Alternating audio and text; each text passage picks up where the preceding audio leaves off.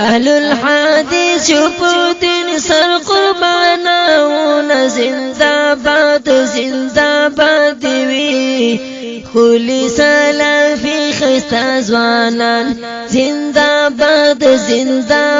وی تلیل دخمن میدان گٹالی دوی اصول حدیث قرآن زندہ باد وی شي الله وتا سبحانه قبول کی الله تعالی وتا سبحانه رحم کی دا تصور چې کله خپل ذهن کې جوړ کې د الله باره کې او بیا خپل ذهن کې دا تصور جوړ کې چې ګناګار یم او ما ته لپاره معافي وکړل ضروری دي او زه شرمنده یم په خپل عمل باندې نو الله تعالی بیا معافي وکړي او سره ما هم غواړي نو دې انداز کې دعا کوي چې رسول الله صلی الله علیه وسلم فرمایي چې الله نه دا څه غواړه چې تا دا یقین چې علی قبلای او ما تعالی خامخره کوي دې باندې کې دا آیت یاد ساته چې واذا سالك عبادي کله چې پښتنه وکي زما بندگان عني زما باندې کې فإني قريب فنجدين يما يجيب دعوة الداعي ذ دعا قبلهم نو بیا چې دا ته کوي نو بیا الله تعالی قبلای دین علاوه د دعا قبولیت لپاره درې وسیلې دي یو وسیله اسماء الحسنا دي ځکه چې الله تعالی فرمایي ولله الاسماء الحسنى فادعوه بها الله دې پاره خسته نمونه دي تاسو وایي الله تعالی نه د دې ذریعہ سره لکه وایي چې الله ته وهابي دې ورکوونکې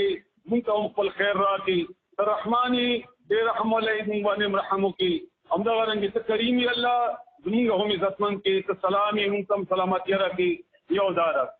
ویم دا سدا چې ژوندې سره وي چې هغه امر کې حال دی یا دې نیک ته یا سپويږي چې را دا سره الله تعالی عبادت گزار دی ژوندې دې ګورې مړ نه او تا دا احساس ته چې زه ته وایم تاسو ما د پاره دعا وغوړي الله نه الله به دا دعا قبول کړي رسول الله صلی الله علیه و آله وسلم صحابه کرامو دعا وکړه صحابه کرامو به هم اگر کدي ته ډېره توجه نه ورکوله خو بهرحال دا یو سنت طریقه ده